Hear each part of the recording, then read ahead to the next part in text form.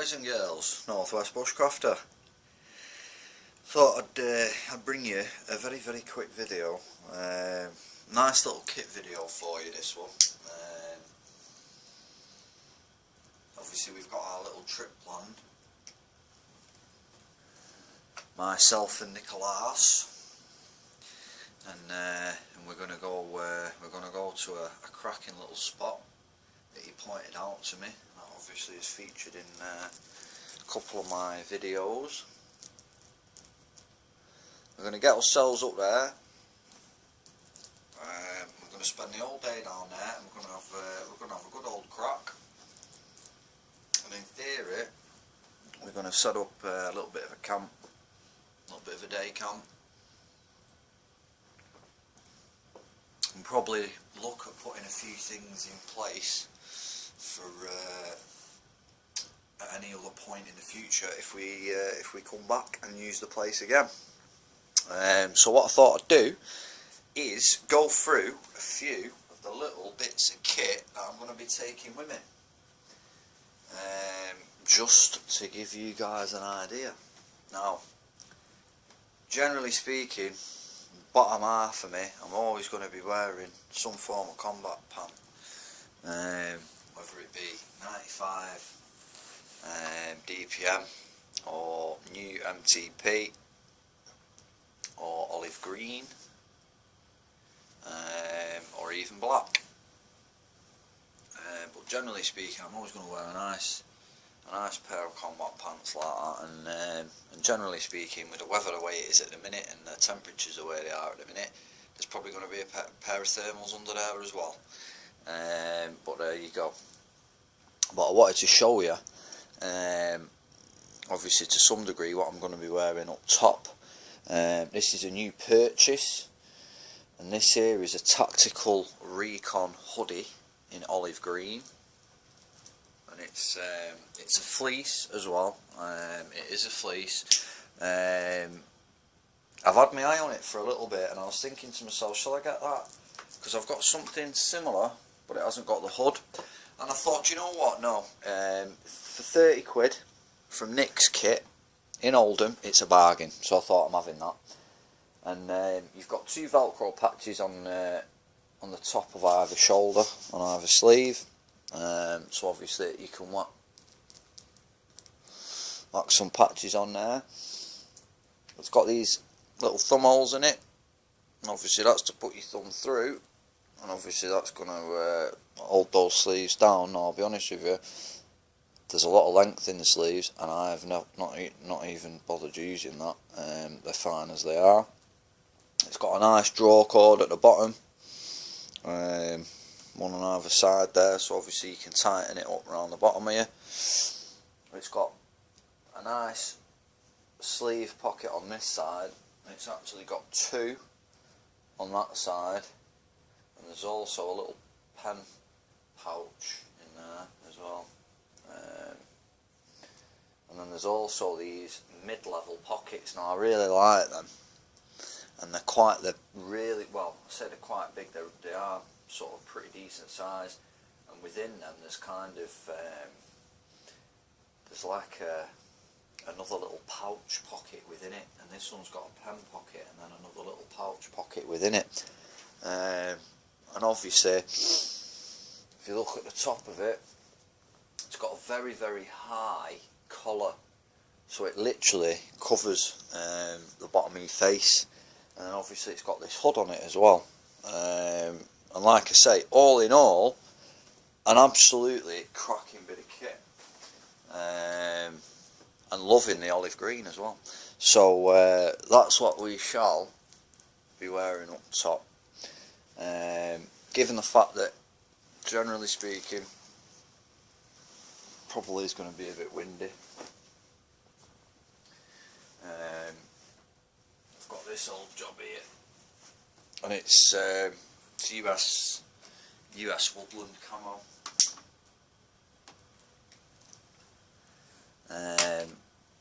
Very similar to the DPM, to be fair, but there is a noticeable difference with it. But this smock is amazing. It's extremely light, but it's windproof, so it's the perfect windproof kind of overlayer, and it's literally it's the same one that I have shown in a previous video. It's got this nice big kind of kangaroo pouch pocket at the front, and then it's got these two side pockets which are actually one internal pocket that runs all the way along there, and you've got your drawer cords at the bottom, you've got your adjustable velcro sleeves, you've obviously got this portion that opens up the neck there, and then you've got a nice big hood as well. So you've got a perfect windbreak smock in that. So that is probably what I'll be wearing over the top. And then,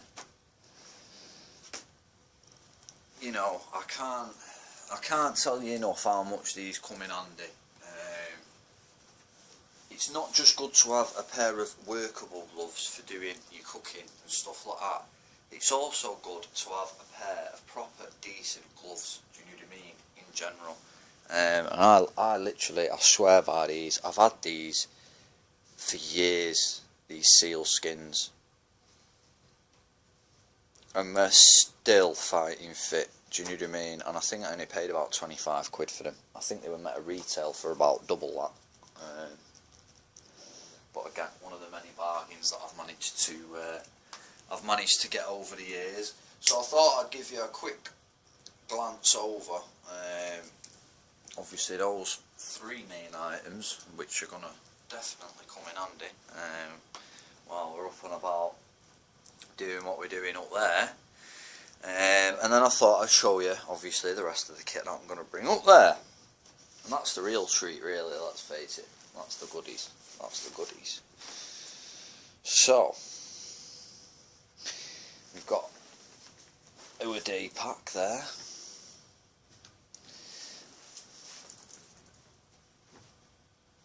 It's got a fair old bit in it, to be fair. It really has. But there you go. Got a few carabiners on the outside there. No, they're going to come in handy. So what we'll do is, we'll have a look, see what we've got in here. So what I've got is, I've got my compression belt in there.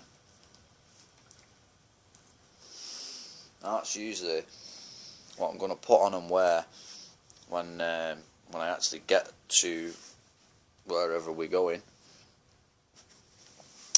Once we're at a public view, as it were.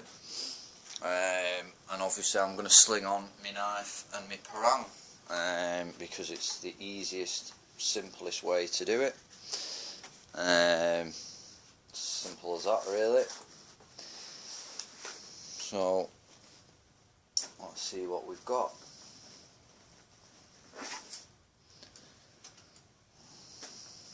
Within the main compartment of this bag. So, in no particular order, what we've got is, and I think it was Matt Tightwad. Matt Tightwad's got a video up of a camp he's done and an A-frame bed he's built, and what he used was this. It's an issue hammock come stretcher come bed, if you put poles down either side of it. Also very similar to Funky Prepper's A-frame bed, and he used, it was kind of like a tarp thing that had buttons on it so you could double it up, and he used that. And I mean, that, to be fair, did look quite decent and quite comfy, and I was looking to get something like that, and that is why I got this. I came across this and I thought, you know what, that'll do the job. It's not that heavy. It doesn't really tend to get that much smaller than that, but it's not massive. But it is pretty decent. It comes with its own webbing. I think it cost me about 15 quid that, from Nick's Kit in Oldham, which is literally where I get all my stuff from, pretty much. Because I do try to mainly just get the military kit. I'm not into all this commercial there's another word I could use for it, but all this commercial crap, I'm just not really into it, not down with it at all. But there you go, that's just me. But we've got one hammock there, that's the issue hammock, that's the latest one that I got. And then before I got that, I got this little travel hammock, and basically it's made out of this kind of netting, kind of nylon netting, and I've actually sort of done something to this one, and I've actually added some sort of camo DPM material to it, just to see if I could improve on the design somewhat, shall we say. But that's yet to be tested, so hopefully we'll see how that goes on Monday. But obviously we're bringing 2 hammocks with us because our mate Nick's coming, so obviously we've got a hammock each there, so we can both rest our backsides while we're up there. And then obviously you all know what it is, you've all seen him. You can't go wrong with one of them, you just can't. Nice little cup mug, you can cook with it, you can drink your brew out of it, you can eat your scran out of it, does everything. So obviously just to save space, we've got the hammock in the old mug there, and it fits perfectly. So there you go. We've got I would say a standard issue DPM basher. I do believe it's about 2 by 3 meters. Great bit of kit. I've had this for years. I think it cost me about 15 quid. And I mean, like I say, I must have had it for at least 10 years now, do you know what I mean? So that cracking bit of kit. And it does fold down pretty small as well, to be fair. Pretty small and pretty light, don't really weigh that much. So obviously to tie all these things up, I've just used some bungees, one on each, and obviously they'll come in handy when we're down there. And then we've got the new olive green tarp, which is the same size as the DPM one, 2 by 3 meters. Our good mate Nick is looking to get something more like that at some point in the not so distant future, so I said, well, for the time being when we're up there, I'll bring mine down and we can have a good old scan out at it, because to be honest with you, it's been a fair old while since I've properly used a basher, so it should be fun, should be good fun. So there you go, 2 hammocks, 2 bashers, we've got the mug, we've got a compression belt, and then I always take this little bit of material with me and I wrap my mess tin up in there, and in that mess tin there I've got a little bit of this sort of rough cloth, whatever you want to call it, to obviously clean stuff while we're out there, because we've got a lovely little river up there, so obviously we can clean stuff off, no problem. Within that little box we've got a load of brews, that's basically a brew kit. We've got a couple of packets of noodles in there.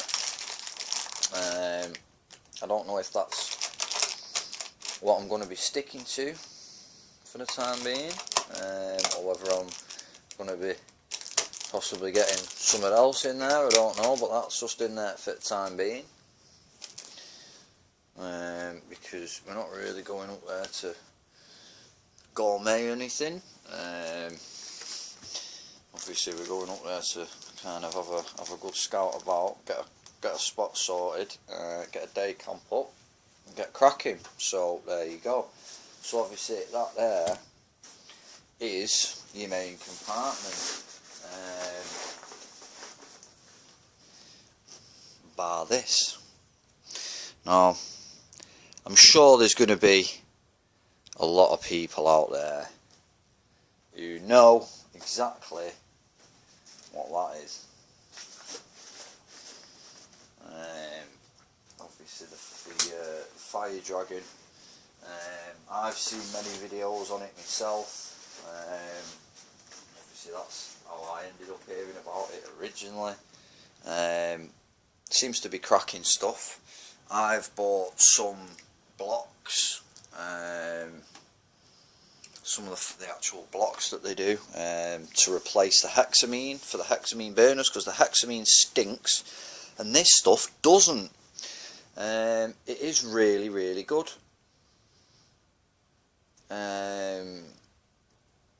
So yeah, there you go.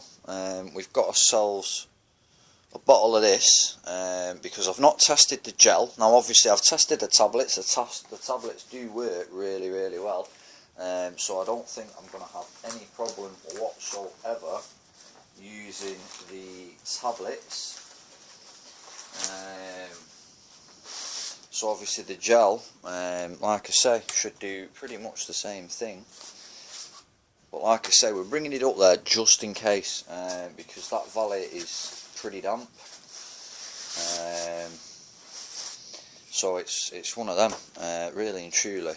It's a just in case job, because you never know. So there you go.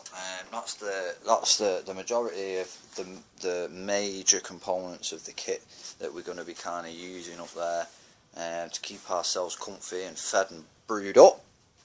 And then obviously what we've got here is our camp tools. So the main knife I've got.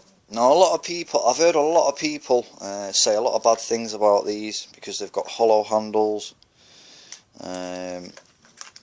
However, I've used this knife many a time, as you can probably tell, and this thing has never let me down, not once. Those teeth on there are an effective saw. They literally will go through big branches, no problem.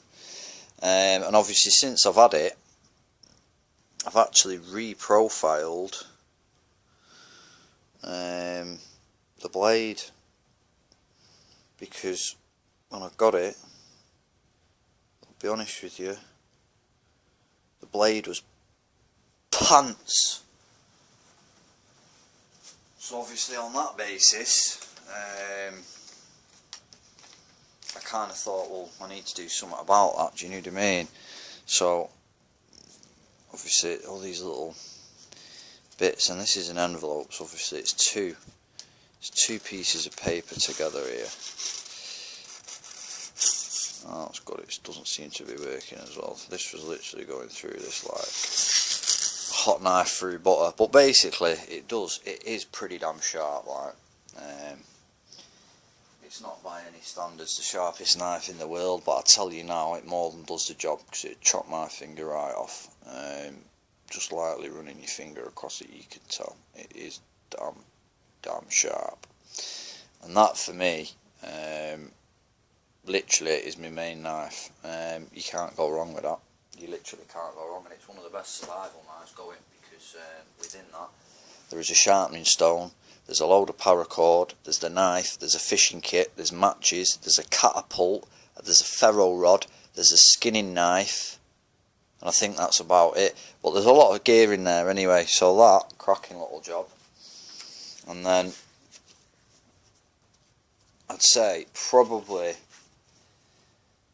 one of the most useful instruments in general, really, is the parang. That's just a standard issue on that. Doesn't need to be massive, because these things, they're thick and they're pretty heavy, and they have got a lot of weight to them anyway. I've seen people that have got like massive ones down to it. You don't need it unless you're living in bloody Borneo. You just don't need it. You really don't. It's excessive. It's too big. It's too heavy. This is all you need. I've had this for years. Again, cheap as chips. And once again, the blade that was on it, to be fair, was pretty poo. So again, the camera's pretty crap. It doesn't really to make out that much, but I mean that's all been reprofiled by me, and again it's pretty sharp. But there you go, another cracking little camp tool. That's two of them. And then obviously, probably the most important thing you're ever going to have when it comes to bushcraft in general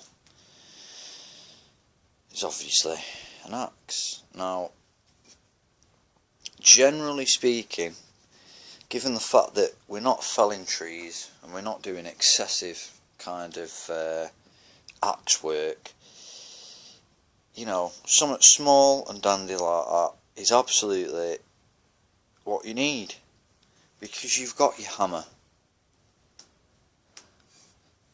you've got your axe, and this axe is obviously going to do most of the jobs that you want doing.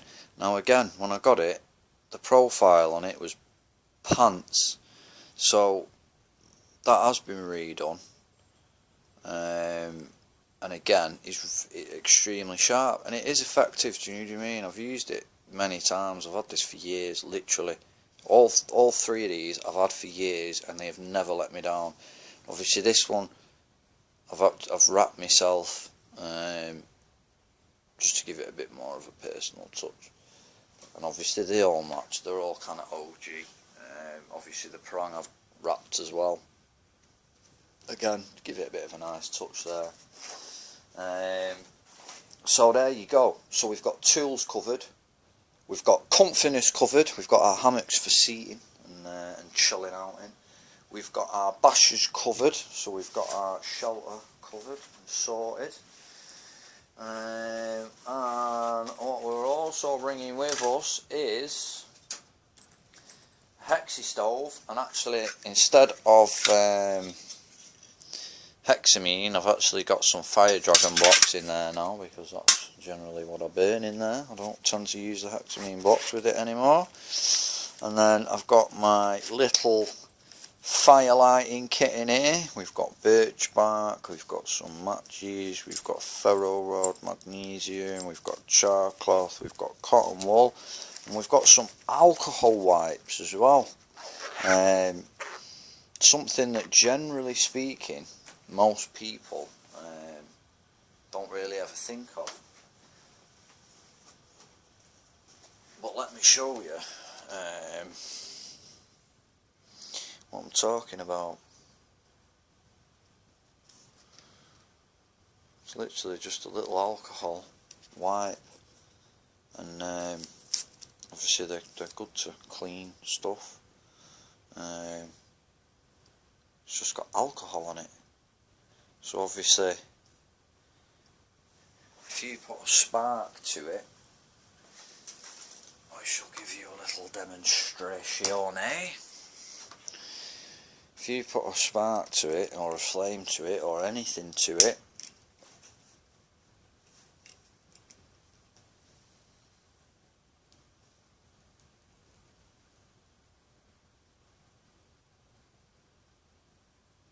now there's nothing to that. I'm going to blow it out before it starts stinking, but you see how it literally worked like a wick in a Zippo lighter, because it was soaked in alcohol. Now they're cracking little jobs then, because if you put a few of them in your tinder, if you're having a bit of trouble starting your fire, they'll sort you right out. So good little tip for you there, alcohol wise. And they're cheap as chips as well. They are actually cheap as chips. So there you go. We're also bringing with us, let's have a look. We've got some kind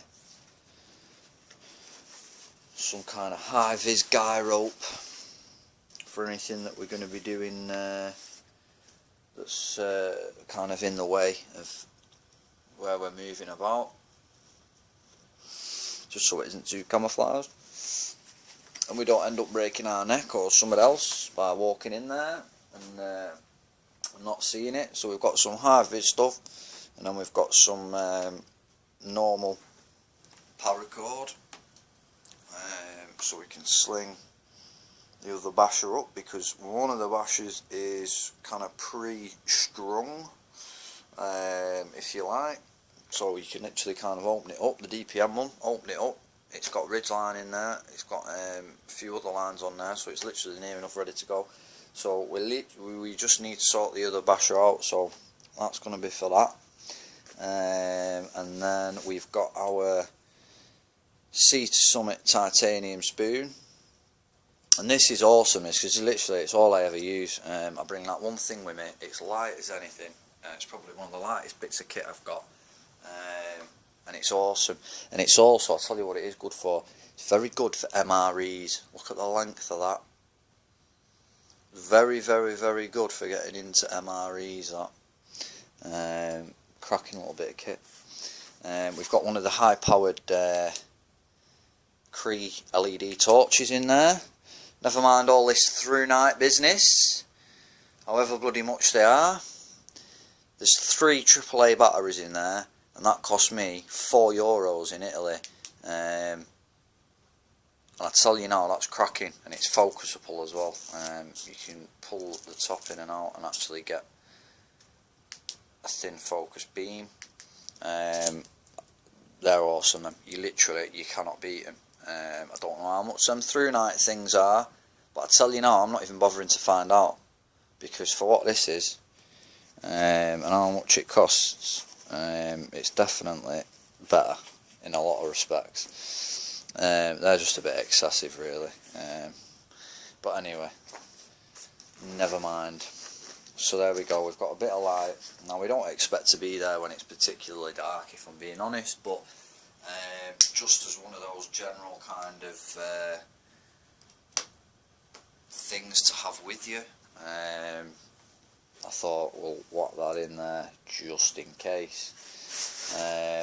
We've got the old Blackhawk knee pads in there as well, and I mean they're literally awesome. The more I use them, the more I appreciate those, because they really, really are epic.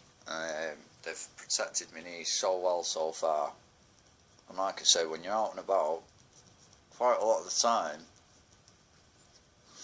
if you're messing with cooking and fires and stuff, you can find that you're kneeling down a lot, and obviously with those, you can kneel down as much as you want, doesn't really matter.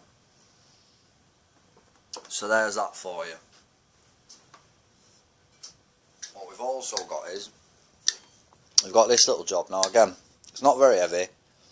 It only gets filled with 350 millilitres of water.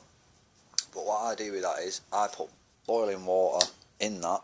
Obviously that's a thermos, and that'll keep it warm. And then obviously when I get to where we're going, rather than have to boil water to get me brew on, what I can do is I can pour that straight into me mug, and then I can whack one of them and one of them in there, and they're my little porter brews. You've got coffee and sugar, because I love me sugar, and then you've got your coffee mate there, because you can't beat a bit of the old coffee mate. So when I rock up there and I'm a little bit parched, and I think, right, I'll set a hammock up so I can have a quick 2-minute sit down, and I'll have a brew as well. Do you know what I mean? And I don't have to sit there and wait for it to boil. So that's a cracking little bit of kit, that. I do actually love that, I really do. And it literally marries the whole porter brew idea perfectly. And then another thing we're going to be using, the old Snug Pack aluminium water bottle.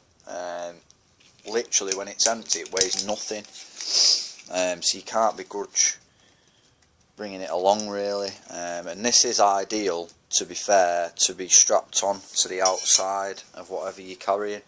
So obviously with all the kit that we've got here, my day sat really, to be fair, is going to be pretty much full.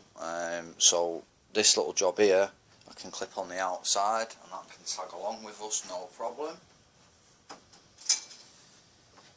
And then one thing we will be doing is bringing obviously the brews and the scran up there, like we've shown you, so that obviously while we're up there and doing all the thirsty work we're going to be doing, we're gonna be more than covered. Like, we're gonna have everything sorted. So, like I say, a little bit of kit there. Obviously, we're only going down there for the day. Given the fact that we are going down there for the day, to be fair, I am bringing quite a bit of kit, but it is because I'm bringing a hammock and a tarp for Nick. So obviously there's one of each extra in there, which I wouldn't generally normally need to bring. And also because we are going to be we've got a fair bit of different stuff planned. We're also obviously going to be needing the tools, which is why I'm bringing the parang, the knife and the axe, just so we're covered from all angles, and obviously whatever we need to do we can do. So the last thing on the list, which I very nearly forgot about, was this little job here, the entrenching tool.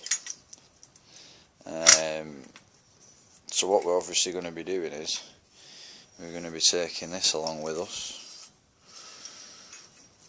Where are we? Are we there?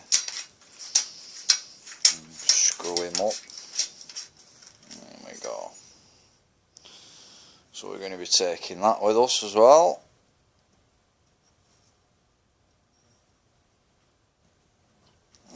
Nice sturdy bit of kit, that. Decent size as well. I've got quite big hands, like really decent size on that, so that is gonna definitely, I'm pretty sure, come in handy. So like I say, pretty much all aspects of whatever we're going to do up there is going to be covered, come rain or shine. We've got our shelter, we've got our seating, we've got our food, we've got our brews, we've got even a backup cooking method, obviously in the form of the hexie, just in case something's going on, or we're really struggling getting a fire going, which to be fair is quite unlikely, but you never know. So like I say, we've got it in there just in case. Didn't really need to bring it, but like I say, for the sake of what it is, it's a hexie burner, weighs next to nothing, so you can't really begrudge it. So that goes in there. But there you go. That's everything.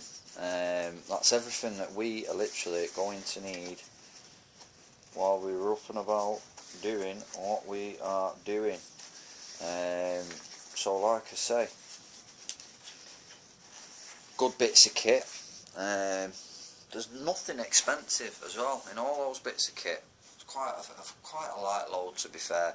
There's not that much there really, and it's all inexpensive gear, and that is the best bit about it. Don't really like the whole over commercialisation of things in general, and I think it's kind of going that way with bushcraft.